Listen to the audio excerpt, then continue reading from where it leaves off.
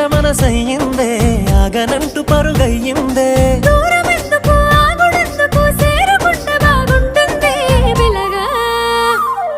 సిలక నిన్ను చూడకుంటే రోజన్న గడవదాయే నా సిలక మాట్లాడకుంటే మన సొంత మూగవాయే.